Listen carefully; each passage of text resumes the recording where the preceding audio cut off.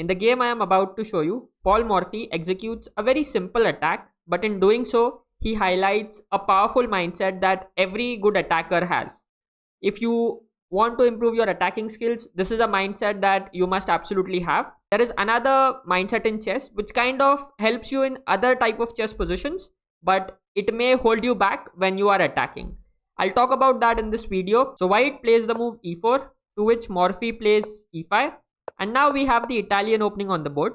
Morphy plays the move knight f6 and allows white to play knight g5, putting two attackers on this f7 pawn. Chances are you might have faced it in your games, and if you don't know how to defend against it, you could get a bad position very quickly. But at the same time, if you do know how to defend against it, you get a very good position against most of the players quickly. So Morphy shows what's the right way to defend against this, and that is to play the move d5.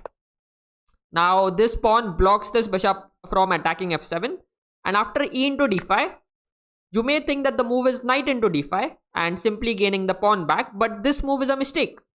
Okay, it's not the right move because it allows knight into f7. White sacrifices the knight, and after you take here, this queen joins the attack. Suddenly there is an attack on the knight, so you have to defend it. Since the knight is only defended once, you're forced to defend it with the king, and that allows white to play knight c3.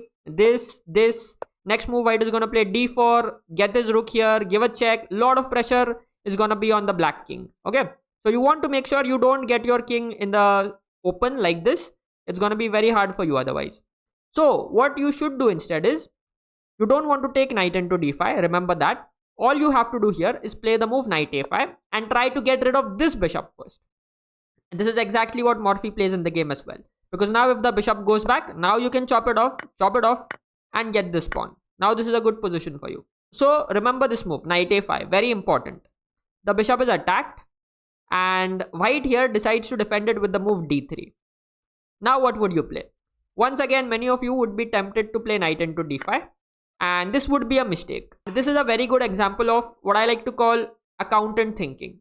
You know, an accountant, if let's say he sees that you have lost $100 somewhere or 100 rupees somewhere, he will always think, how can I get my 100 rupees or my $100 back? You know, he is very materialistic in that sense. Similarly, in chess, if let's say you lose a pawn, you may think that, okay, how can I get my pawn back? This mindset can help you in many positions. Okay, there are specific positions where this mindset is very useful to have in chess.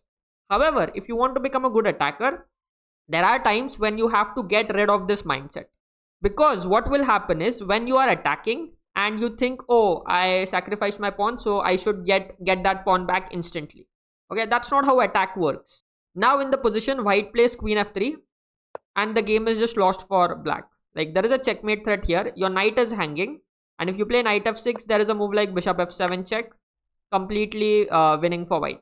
Okay, so you don't want to play a move like knight d5 here. Instead, what Morphy does is that he plays the move h6, and after knight f3, once again he is not worried about this pawn, he plays the move e4. This is where I want to highlight the mindset that you need to have to become a good attacking player. You need to think like a long-term investor.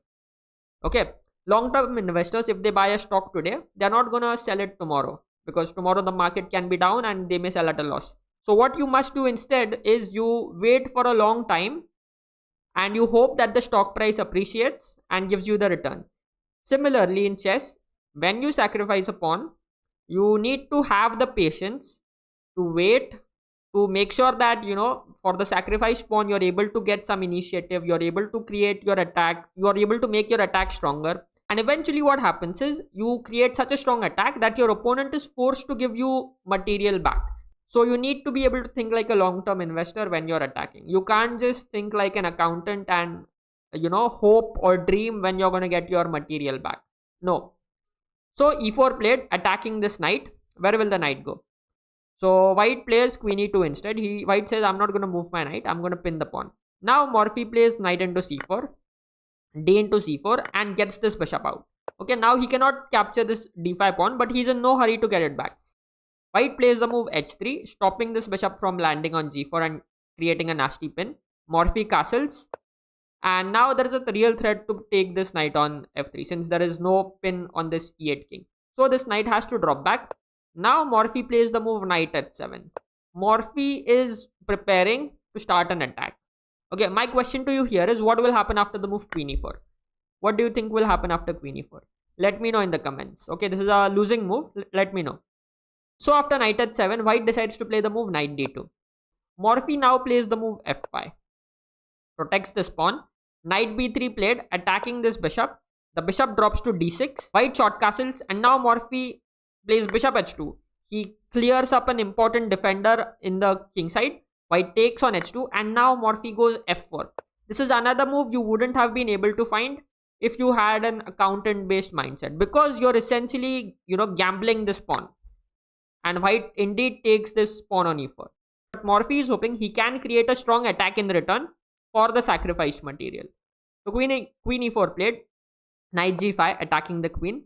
The queen drops to d4. So now think, what will you play if you are in Morphy's shoes? Think about it.